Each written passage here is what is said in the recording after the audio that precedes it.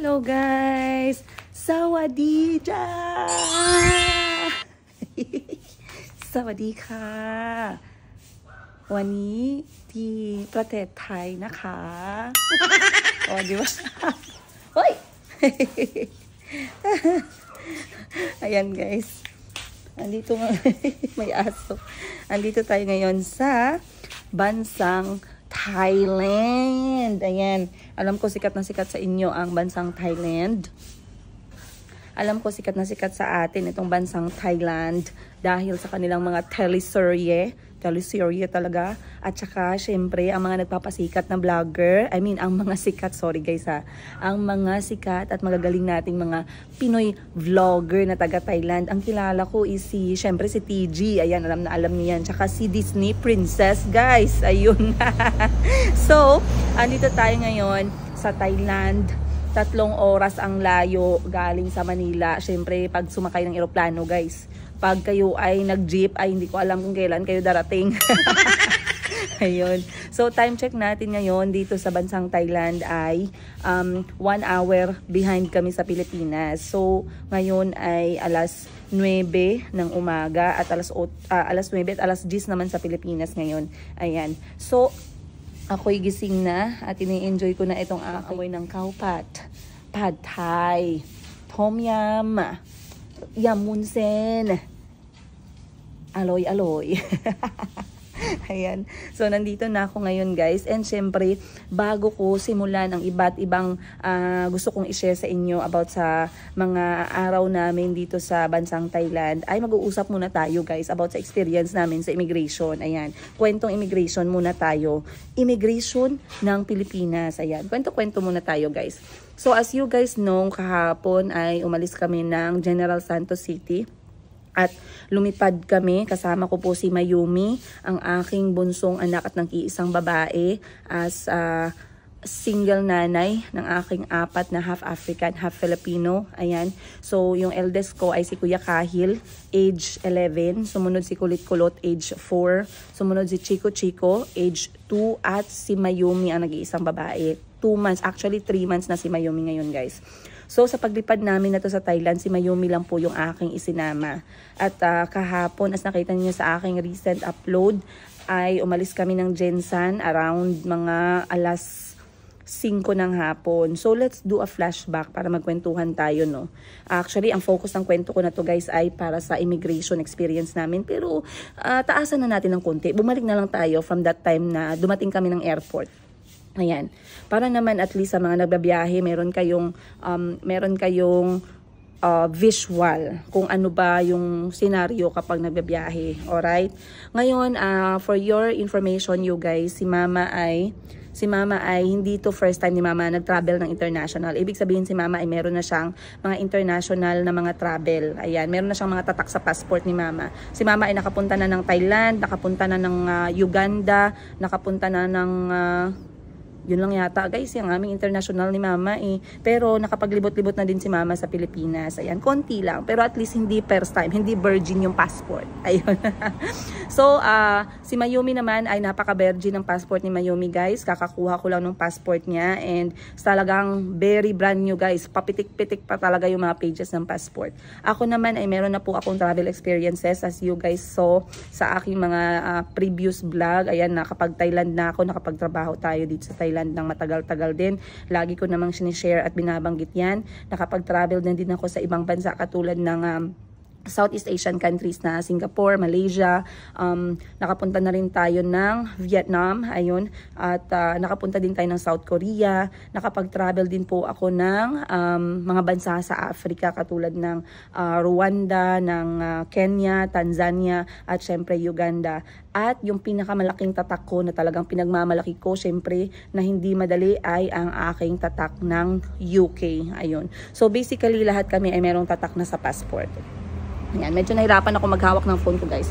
Paghanap tayo ng paglalagyan natin. So, ayun na nga guys, pagkapasok pa lang namin ng airport ng Jensan, ay so far so good naman kasi nagkataon na hindi ka bisihan. So, wala masyadong tao. At knowing na kapag nagbabiyahe ka ng infant or newborn or kids, lagi kayong priority. Not to mention si mama ay merong senior ID. Ayun. So talagang mabilisan yung aming mga pagdaan sa mga process na nasa airport. So pagdating sa Jensen guys, doon pa lang mismo sa check-in counter, meron na akong mga few questions. Meron ng mga tinanong sa akin. Number 1 ay, anong gagawin namin dito sa bansang Thailand? E di syempre, sinagot ko sila na tourism dahil aking post gift para kay mama sa birthday niya na nagdaan nung March 15. So wala naman masyadong katanungan after that. Then the next thing they asked me is kung meron ba kaming hotel booking dito, which is pinakita ko din sa kanila na meron kaming hotel booking good for 2 weeks na talagang binuko naman guys. Of course, reservation para magkaroon ng confirmation. The rest is alam nyo na yan sa mga nagta-travel. Ngayon, pagkatapos nun, edi madali na lang. Nag-stamp na lang sila. Tinanong din nila sa akin kung ilang taon si Mayumi, which I happily answered na magti 3 months today. Ayun. After that, pinaproceed na nila kami sa departure area. Kaya sobrang dali lang talaga guys. You saw in my recent vlog, ang Jensen Airport po namin ngayon na bago ay 2 floors lang. Sa ground floor, nandoon ang aming mga process, mga check-in, nandoon ang aming mga, tawag na ito guys, yung doon nagpa-park or doon na binababa yung mga aalis. Then on the second floor naman, nandun ang aming departure area at nandun din ang aming arrival, yung babaan ng mga pasahero. Pero after naman nilang mag-arrive ay bumababa din sila sa ground floor. So, pagkatapos naming mag-check-in, pinapunta na kami sa second floor which is the departure area. So, dun sa departure area guys, we arrived actually earlier than we planned kasi 5 PM pa yung flight namin and I wanted to be at the airport at 3. Pero alas 2 pa lang guys, nasa airport na kami. So, imagine waiting there for like 3 hours plus delayed pa yung flight. Pero okay lang. Bakit okay? Kasi merong wifi. Alam nyo naman, wifi is life. Plus, Mayumi was really an easy baby during the whole time. Promise ko sa inyo guys, natulog lang talaga si Mayumi. Kaya si mama at ako, si mama ay nag-charge sa charging station. And then ako naman ay nakaupo katabi ni Mayumi. I was just on my phone, I was working, I was talking to my family. Overall, it was just an easy and not a very long wait by the way kapag may wifi. Alam naman natin lahat yan. Ngayon, after around 3 hours, nung time na ng aming pag-board sana, nag-announce ang Philippine Airlines na madidelay daw yung aming plane. So, we did not actually leave at 5:10 like how it was scheduled, but later. So, late na kami nakaalis guys, mga almost 6 PM. So, pag-board namin ng around 6 PM na guys, hindi pa rin kami agad-agad na nakalipad. Right? Pero, I was a little bit worried kasi baka maiwanan kami ng connecting flight namin. So, I started asking the flight attendant, is the time okay? Then they said, yes, it will be fine. Kahit na yung natitira na lang sa amin, guys. Kasi it was 1 hour and 45 minutes flight from Jensen to Manila. And it was already 6 PM. So, talagang ini-imagine ko, pag 8 PM kami nag-land ng Terminal 2, and then we have to transfer. I was not sure if the time would be okay. Pero sabi naman ng flight attendant sa amin, okay lang daw. So, we had our flight to Manila. It was very smooth. Sobrang gaan lang. Sobrang tahimik lang. They served us snacks. Right? Ngayon, syempre, kapag ang snack nga pala ng Philippine Airlines, guys, ay yung parang green peas. Ang sarap in fairness naman. At saka pinapapili kami nila kung tubig. Tsaa, kape, or tubig. Ayun. So, nagtsaa kami ni Mama. It was such a short flight. Kaso, guys, yung short naman ay parang sobrang long pag wala ka namang anything na ginagawa. So, katulad ko, guys, wala akong na-save na movie, wala akong na-save na Netflix. Ako'y nagbabasa ng kanilang safety manual. Sana all safety manual ang binabasa ng paulit-ulit. Wala pa talaga sila ng magazine nung lumipad kami kahapon. Di wala talaga ako mabasa, guys. Hindi rin ako nakapag-pack ng aking maliit na libro. So ngayon, we landed in Manila safely, alhamdulillah. And then, nung nasa Manila na kami, we actually had a very short time doon sa Terminal 2 dahil nga ang aming bagahe ay dumiretso na sa Thailand. So wala na kaming kailangan puntahan sa conveyor belt. We just proceeded directly. Nag-announce nga pala sila, guys, no, kung kailangan ba daw namin ng wheelchair. my first thinking was ipapa-wheelchair ko si mama or ako para makapag-breastfeed ako ng maayos. But then I realized, okay, never mind. Let's just walk. So lumabas na kami ni mama. They directed us to the transfer area kung saan pinakita naman namin yung passport namin, yung boarding pass namin, and then we waited for the shuttle bus na lilipat sa amin sa Terminal 1. Long story short, nakasakay na kami ng shuttle papunta ng Terminal 1. Dahil nga ako ay may baby, lagi kaming nauuna. Ayun. So once we were at the Terminal 1 guys, hindi na rin kami nag-check-in kasi meron na kaming boarding pass from Jensen pa lang. Alright? Binigyan na kami ng boarding pass. So at Terminal 1, dumiretso na kami agad sa immigration. So dito na tayo magsisimula ng ating kwento-kwentong imigrasyon. Ito yung laging kinakabahan ng mga kapwa natin Pilipino guys. Kapag nagta-travel, actually hindi sila kinakabahan sa gagastusin nila, hindi sila kinakabahan sa pupuntahan nila, hindi sila kinakabahan guys kung kung makakasurvive ba sila sa bansang pupuntahan nila. Kinakabahan sila, kinakabahan tayo sa ating immigration. Ayan, immigration point ng ating life. Ayun. Ewan ko ba, pero parang mayroong trauma. Tawang-tawa ako guys. Pero ako kasi, I know in my heart na I am going to travel. So, I'm not guilt in any way. So ngayon pagpasok namin ng immigration, chinek na yung passport namin. I told them we were three travelers. Pinakita ko na yung passport namin, yung aming boarding pass, and then we went to the immigration window. Ngayon guys, meron talaga mga special lane for senior citizen, yung may mga handicap, and also pregnant moms. And of course, yung traveling with children or infants. So, nandun na naman kami guys. Of course, it was really an express lane. Ayun, sobrang bilis, walang stress. Kaya siguro hindi ako na-stress dahil hindi kami nagkaroon ng experience na pumila kami ng matagal at nakatayo kami ng matagal. So, it's really amazing. Ayan. So, ngayon, pagdaan namin ng immigration, ang una kong pinapunta sa window ay si mama. Bakit si mama ang pinauna ko? Dahil si mama ay senior citizen, right? So, pinauna ko si mama, chinek ng immigration officer yung kanyang passport, and then, I was just behind my mother. Kasi, di ba guys, kapag nasa immigration window ka, hindi ka pwedeng mag-step out of the yellow line kapag hindi naman kayo magkasama. Pero if you are traveling as a family, katulad ng situation ko, you can be at the window at once. Ayan, para i-guide mo yung mama mo or i-guide mo yung anak mo. Ngayon, I was there with my mom, and then the immigration officer, tinanong niya ako, guys, sabi niya sa akin, mama mo yan? Oh, mom mo, ganon. Sweet naman guys, wag naman tayong matakot. So sabi ko, yes po, she's my mom. Ayun, sabi niya, okay, kasi kino-confirm niya lang, it's just protocol na itanong yon. So ayun na, okay, pam, nood, ganyan. And then nakita ko na yung stamp guys, and I was like, salamat. At naging magandang panaginip itong aming immigration. E di ako na yung susunod. Binigay ko na yung passport ko at saka kay Mayumi kasi lagi kami dapat magkadikit. Kasi lagi dapat kami magkadikit ng passport. Dapat isahan lang. So pagkabigay ko, binuksan nyo na yung aking passport muna. And then guys, tiningnan ako ng immigration officer. Kinabahan ako guys, yung kudug-kudug ng dughan ko guys, parang left and right talaga guys, dahil hindi ko alam kung anong tanongin niya sa akin. Baka mamaya sabihin niya sa akin na anong gawin mo doon, mga ganyan. Ay, hindi ako ready guys, hindi talaga ako nag-review, hindi ako doon nag-prepare ng kahit na ano, kasi alam ko talaga na ako ay tourist lang, wala akong dapat dalhin na kahit na ano, kasi alam ko na babalik ako sa bansang sinilangan ko. So ngayon, pagtingin sa akin immigration officer, she asked me the golden question guys, na hindi ko naman expect na itanong niya. And then she said, ma'am, nagtrabaho ka po sa Thailand before? Ang lola nyo guys, syempre bawal tayo magsinungaling guys, sabihin nyo yung totoo guys, huwag kayong magsinungaling kasi yung pagtatanong nila guys, tinatanong ka niyan pero alam na nila ang sagot niya, nasa harapan na nila guys, nasa computer na yan nila. So syempre sabi ko, yes ma'am, way back. So alam nyo guys, nag-English ako ng 2 words. Sabi ko, way back po. And then the immigration officer said, diba nag-agree siya kasi alam niya na tama yung sagot ko.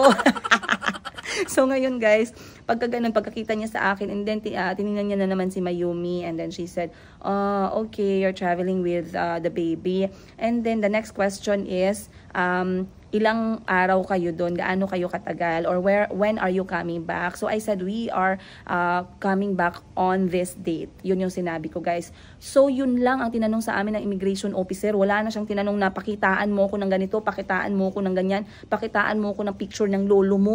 Wala namang mga ganun, guys. So it was an amazing experience. I thank the immigration officer who was in charge sa aming window, that she made it a pleasant experience for us. Ayun. So nakita ko na, guys, na tinatakan niya na ng tinatakan yung mga passport namin. So I was very, very happy and satisfied of your service. Ayun, guys. So after that, dumiretso na kami ni Mama sa may x-ray machine na. X-ray machine ba ang tawag mo dun? Basta yung ini-x-ray nila yung mga bag namin at saka yung dala namin ni Mama. Like I said, guys, wala kaming masyadong dala ni Mother na hand carry. Talagang, kasi wala naman akong dinala masyadong check-in, guys. Nagdala lang kami ng maleta for the sake na may maleta kami. Pero hindi ako nagdala ng madaming gamit. Okay? Kasi sabi ko kay Mama, mag-shopping lang tayo. Mayaman man tayo, mag-shopping lang tayo sa Thailand. Sabi ko, wag na tayo magdala ng maraming gamit, nakakatamad at ang bigat, ayokong may stress. Ngayon, during hand carry, ang dalhin lang talaga natin ay kay Mayumi lang, tsaka yung gadget lang natin. Alam nga naman, guys, magdala pa kami ng marami. Guys, sa power bank, palang 10 kilos na. Ang diaper ni Mayumi, wala lang yan. Ang lampin niya, ang damit niya, wala lang yan. Pero ang power bank, ang mga cellphone, ang mga charger, ay, nirunti, ang nga mga gamit niya. Daw ihaboy ko ang bag, daw kagamay-gamay, pero kabugatan na. So, yung dala namin ni Mama ay isang bag lang talaga, and then nagdala ako ng carrier, baby carrier. Yun lang talaga, guys. Yun lang. Pinangako ko sa sarili ko na hindi ako magmumukhang baggage counter sa flight na to. So, we achieved that one. It was very easy. And, pagkatapos nun, chinek nila yung bag namin, nahulog pa yung boarding pass. Nahulog pa yung boarding pass ni Mayumi. Hinanap ko pa, sabi ko, sir, nakita niyo yung boarding pass, sir. Dalawa na lang po yung natira, sir. Yung isang boarding pass namin, nahulog po. Hinanap pa nila, guys, nahulog dun sa may banda, sa may x-ray machine. So, nakita na, sabi ko, thank you po. And then, dumiretso na kami sa aming gate number na malayo, guys, mali pa. So, okay lang, at least magkatabi lang naman, pero at least umabot kami just in time. Kasi imagine, boarding time namin 9:15. At talagang enough lang yung time na nakaabot kami ng aming gate. Pero kahit na nakaabot naman kami enough time, hindi naman kami pumasok agad kasi alam ko na mag-aantay pa ng matagal yung airplane. So, normally talaga, sinishare ko sa inyo to na every flight na kasama ko yung mga anak ko, hindi ako nagpapauna. Nagpapahuli ako dahil at least active yung mga anak ko sa lugar na merong space, doon sa may departure area. At kapag pagpasok na namin sa airplane, yung ready to fly na lang siya. Alright? So, pumasok na kami ni Mama. And then, we just waited like a few minutes, guys. And we took off. Ayun, we took off. Basically, it was amazing. Na-message ko yung family ko na we landed in Manila. We messaged them that we passed through the immigration. It was a pleasant experience. We messaged them na nasa departure area na kami. Ready na kami mag-board ng airplane. And then, nakabili pa kami ng pagkain ni Mama, guys. Kasi syempre, it was already 9 p.m. and we were getting hungry. Bumili lang ako ng siopaw, talaga tinapay at saka tubig, guys. Panglaman sa sikmura. Alright, guys. Pumasok muna ako sa loob ng bahay dahil talagang nag-burn out, guys, ang cellphone ko. Sana all. Buti na lang phone lang yung nagbo-burn out tayo. Kaya pa. Pumasok ako sa loob ng bahay. Ang init at ang humid sa labas. Biglang nag-init yung aking cellphone at na-off yung aking recording. So, nagchika-chika ako sa inyo, guys, ng mga 30 minutes. Hindi pala naka-record. So anyway, like I said, guys, ay bumili kami ng pagkain ni Mama, not knowing na ang sarap pala ng pagkain sa Philippine Airlines. Ayan. Shout out sa inyo, Philippine Airlines. Thank you for the amazing food and amazing experience. Pinapili pa kami, guys, merong menu. Ayun. Ang sabi sa amin, Ma'am, would you like chicken in a sal or ano daw? Wait lang. Stir-fried beef. Ayun. So, sabi ko kay Mama, nag-meeting kami ni Mama, sabi ko, Ma, chicken lang yung sa'yo, Ma, tapos beef lang yung akin, para pag hindi ko nagustuhan, pwede tayo mag-share-share. So, kumain kami, guys, and dahil meron pa kaming mga few minutes habang nag-aantay na mapuno talaga yung eroplano bago lumipad, ako ay nagkaroon ng chance na makapag-download ng Netflix. At alam nyo, guys, sobrang sarap sa feeling na meron ka ng naka-download na video na pwede mong mapanood at hindi ka na nagbabasa ng safety manual ng eroplano. I'm so proud of myself. So, ayun. Ay, Ma, anuhan siya ni Ma.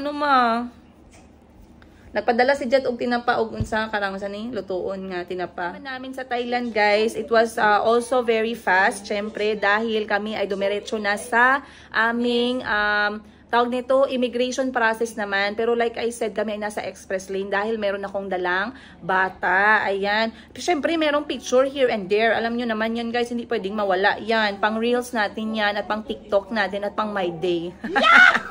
Ayun. So ngayon, sabi ko nga kay mama, ay pumunta na kami ng immigration office, naka-express kami. And then, sobrang dali na lang guys. Wala nang tinanong sa amin yung Thai officer dito sa immigration nila. Actually guys, wala naman talagang masyadong tanong, no? Hindi ko lang dating dito sa bansa ng Thailand, sobrang dali na lang talaga. A few moments later.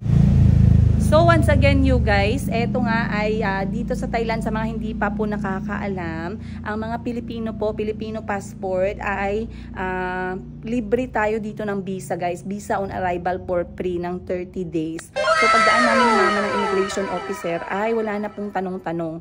Kinuha lang yung fingerprint namin, left, right, and ang aming mga thumb. And then after that, nag-picture taking kami guys. Syempre hindi tayo pwedeng mag-post kasi immigration picture yan. And then pagkatapos po nun ay tinatakan na kami ni mama. Chinek ko po yung tatak naming tatlo. Binigyan kami ng 30 days, which is yun po talaga ang binibigay ng bansang Thailand sa mga Filipino passport holders on visa on arrival for free. Oh, di ba? May 30 days tayo dito guys. Kaya bilis-bilisan natin ang ating mga ganap-ganap. Ayun. And then after that, dahil alam naman namin kung saan yung conveyor belt na kukunan namin ng aming luggages, dumiretso na kami ni mama. And wala naman guys, mabilis na ang lahat. And then after that, nag-exit na kami for the arrival area. At doon na nga nagkita-kita ang all na magsusundo sa amin. Nakita nyo naman sa aking recent upload. Kami ni mama ay sinundo ng aming eldest sister ko. Ayan, talagang pinuntahan ko siya dito sa Thailand guys. Hindi pwedeng si Madam Ten Gibbs lang yung binablog natin. Dapat lahat sila.